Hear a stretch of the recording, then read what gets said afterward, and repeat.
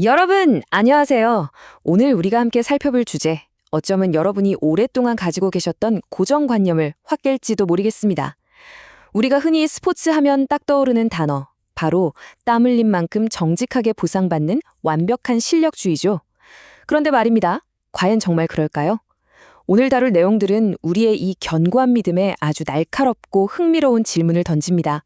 자, 그럼 바로 들어가 보시죠. 한번 마음속으로 생각해 보세요. 100m 달리기 출발선이 정말로 모든 선수에게 공평하게 그어져 있을까요? 혹시 수면 아래에 우리가 미처 보지 못했거나 아니면 애써 외면해 왔던 숨겨진 장벽들이 은밀하게 존재하고 있는 건 아닐까요? 오늘 우리는 단순히 누가 이기고 졌느냐 하는 표면적인 경기 결과를 넘어서 그 바탕에 깔린 역사적이고 구조적인 불평등의 진짜 근원을 속 시원하게 파헤쳐 보겠습니다. 오늘 우리가 어떤 흐름으로 이 복잡한 주제를 파악할지 간단히 짚어보고 가겠습니다. 첫 번째로 스포츠 불평등의 이상과 현실의 차이를 짚어보고요. 두 번째로 성, 인종, 장애라는 세 가지 핵심 불평등 요소를 다룹니다.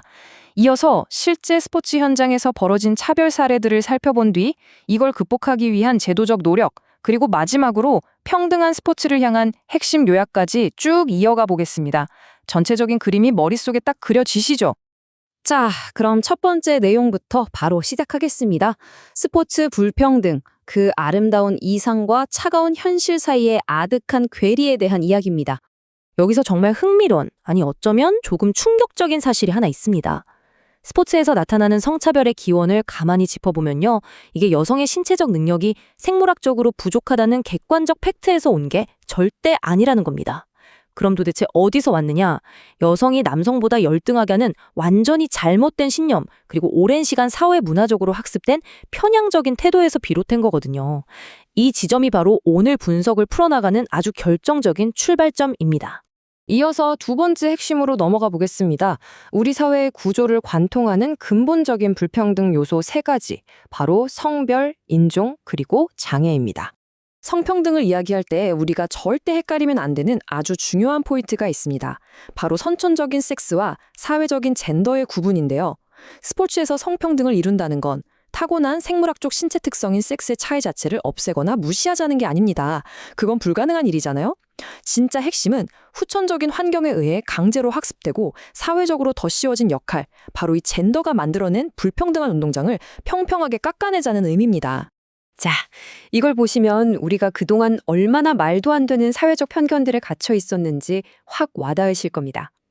여성을 가로막는 흔한 편견 세 가지인데요. 첫 번째, 과격한 신체 활동이 생리적으로 해롭다.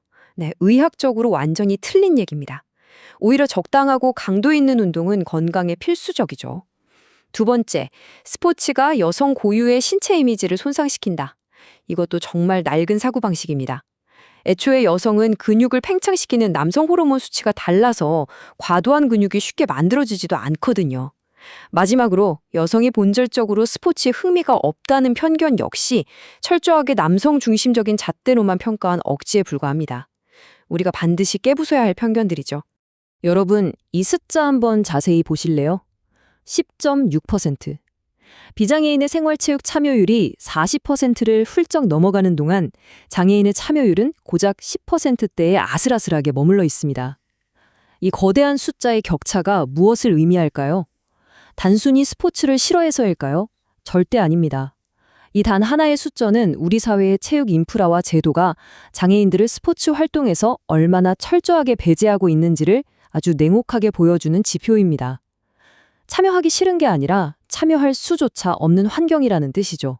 이론적인 배경을 충분히 살펴봤으니 이제 세 번째 섹션, 생생한 실제 차별 사례들로 들어가 보겠습니다. 과연 역사 속에서는 그리고 지금 현대에는 어떤 일들이 벌어지고 있을까요? 스포츠계에서 인종차별이 어떻게 진화해 왔는지 그 역사를 훑어보면 꽤 놀랍습니다. 무려 1888년엔 메이저리그 구단주들이 대놓고 합의해서 흑인 선수를 명시적으로 쫓아냈던 끔찍한 제도적 차별이 있었습니다. 시간이 흘러 1968년 멕시코시티 올림픽에서는 시상대에서 검은 장갑을 낀 주먹을 번쩍 들어 올린 그 유명한 블랙파워 항거가 있었죠. 자, 그럼 21세기가 된 지금은 어떨까요? 2014년 유럽 축구 경기 중에 발생한 다니엘 알베스 바나나 투척 사건을 떠올려 보세요. 법과 제도는 바뀌었을지 몰라도 관중들 사이에 교묘하고 악의적인 편견은 여전히 우리 곁에 살아 숨쉬고 있다는 걸 뼈아프게 보여줍니다. 이런 차별이 남의 나라 이야기만은 아닙니다. 유도 국가대표 출신 추성훈 선수의 사례는 정말 우리에게 무거운 질문을 던지는데요. 너희 나라로 가라는 압력. 조국을 위해 메달을 따고 싶었음에도 불구하고 단지 제1교포라는 이유 하나만으로 계급과 국적을 초월해야 할 스포츠 무대에서 극심한 배척을 당한 겁니다. 실력주의의 최정점이라는 국가대표 선발전에서조차 단일민족이라는 인식 아래 우리 내부의 배타성이 어떻게 폭력을 가하는지 씁쓸하게 보여주는 아주 현실적인 단면이죠.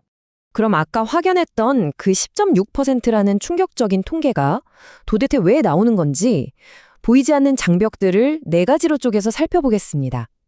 첫째, 휠체어로는 문턱 하나 넘기 힘든 시설의 문제. 둘째, 비장애인 체형에만 획일적으로 맞춰진 표준화된 장비. 셋째, 장애인 체육을 제대로 다룰 줄 아는 전문 지도자의 심각한 부족. 그리고 마지막으로 만약에 사고가 나면 어떡하냐는 체육관 측의 두려움 때문에 아예 등록조차 거절당하는 프로그램 진입의 한계. 어떠신가요? 개인이 아무리 운동하고 싶은 의지가 불타올라도 이 거대한 인프라의 벽 앞에서는 무력해질 수밖에 없도록 설계되어 있는 겁니다. 하지만 여기서 멈추고 좌절할 수만은 없겠죠? 4번째 섹션에서는 이런 굳건한 차별의 벽을 깨부수기 위해 어떤 노력들이 전개되어 왔는지 제도적 대응과 긍정적인 변화들을 짚어보겠습니다. 여성 스포츠가 진정한 평등을 향해 전진해온 굵직한 이정표들입니다. 1972년 미국의 타이틀 9 법안 통과는 정말 혁명적이었습니다. 여성 체육에 대한 실질적인 재정 지원을 아예 법으로 쾅쾅 박아 의무화해버렸거든요. 이어서 1996년 브리튼 성명서를 통해 전 세계가 함께 나아갈 글로벌 행동 강령이 만들어졌고요. 마침내 2000년 시드니 올림픽에서는 수십 년간 여성 선수들의 수치심을 유발하고 인권을 침해해온 폭력적인 성별 확인 검사가 전면 폐지되었습니다. 한 걸음씩 그러나 확실하게 전진해온 것이죠. 인종차별에 대한 스포츠 기관들의 대응도 이제는 단순한 경고 수준을 아득히 넘어섰습니다. 글로벌 조직들이 아주 강력하게 칼을 빼들었거든요. 피파 같은 경우는 팬들이 인종차별 응원을 하면 아예 그 팀의 승점을 직접 깎아버리는 엄청난 초강수를 둡니다. 경기장 영구 출입 금지는 기본이고요. 미국 농구 프로리그 NBA는 인종차별 발언을 한 구단주를 리그에서 영구 제명시켜버리는 엄청난 결단력을 보여줬죠. 조직 차원에서의 완벽한 무관용 원칙과 살벌한 처벌만이 고착화된 문화를 강제로라도 바꿀 수 있음을 확실히 보여주는 사례들입니다. 자, 어느덧 마지막 5번째 섹션입니다. 오늘 다루었던 다양하고 방대한 내용들을 싹 모아서 평등한 스포츠를 향한 핵심 요약으로 단단하게 다져보겠습니다. 1996년 브리튼 성명서에 담긴 이 한 줄의 문장, 오늘 이 시간 이후로 꼭 마음속에 새겨두셨으면 좋겠습니다. 모든 여성은 쾌적한 환경에서 스포츠 활동에 참여할 수 있는 기회를 보장받아야 한다. 비단 여성뿐만 아니라 성별, 인종, 장애를 모두 뛰어넘어서 궁극적으로 우리가 도달해야 할 가장 완벽한 목표이자 나침반 같은 문장입니다. 누구나 어떤 차별도 없이 쾌적한 환경에서 땀 흘릴 수 있는 권리. 그것이 바로 우리가 만들어가야 할 진짜 평등입니다. 그렇다면 결론적으로 이 기울어진 운동장을 평평하게 만들기 위해 우리는 지금 당장 무엇을 해야 할까요? 핵심적인 3가지 실천 전략을 기억해 주세요. 첫째, 휠체어를 타던 목발을 짚던 누구나 쉽게 진입할 수 있도록 공공체육시설부터 유니버설 디자인으로 싹 리모델링 하는 겁니다. 둘째, 특정 집단에 대한 편견 없이 맞춤형 교육을 할 수 있는 특화된 전문 지도자를 집중적으로 육성해서 현장에 배치해야죠. 그리고 마지막 3번째가 정말 중요한데요. 비장애인과 장애인, 그리고 다양한 인종과 성별이 따로 분리되지 않고 그냥 하나의 코트 안에서 부대끼며 호흡하는 통합체육 프로그램을 전면적으로 확대하는 겁니다. 이런 아주 구체적이고 의도적인 실천이 반드시 동반되어야만 합니다. 여기서 스스로 심도 있는 학습을 하시는 분들을 위해 아주 쏠쏠한 팁을 하나 드릴게요. 오늘 우리가 다룬 이런 복잡한 사회학적 구조나 이론들을 나중에 혼자 복습하실 때 바나나 NL, 크롬 확장 프로그램 같은 툴을 한번 활용해 보세요. 여러분만의 찰떡 같은 분석 프롬프트를 AI 작업 공간에 딱 저장해 두고 필요할 때마다 꺼내 쓰는 거죠. 매번 똑같은 지시어들을 번거롭게 입력할 필요 없이 일관되고 구조화된 형태로 개념들을 쭉 시각화하고 복습할 수 있으니까요. 학습 효율이 진짜 눈에 띄게 올라갈 겁니다. 꼭 한번 활용해 보시는 걸 추천해 드립니다. 자, 오늘 우리가 함께 살펴본 내용들 어떠셨나요? 화려한 조명과 금메달 뒤에 애써 가려져 있던 배제의 역사, 그리고 여전히 굳건한 불평등의 장벽들을 우리는 똑똑히 목격했습니다. 실력주의라는 달콤한 환상이 깨진 지금 저는 여러분께 다소 도발적인 질문을 하나 던지면서 오늘 이 시간을 마무리하고 싶습니다. 우리가 미처 몰랐던 이 숨겨진 장벽들의 존재를 알게 된 지금, 이 낡은 벽을 허물고 모두가 진정으로 어울릴 수 있는 포용적인 스포츠 문화를 만들기 위해 당장 오늘 여러분이 실천할 수 있는 작은 행동은 무엇일까요? 이 질문에 대한 답을 각자의 자리에서 꼭 한번 치열하게 고민해 보시길 바라며 오늘 핵심 해설은 여기서 모두 마치겠습니다.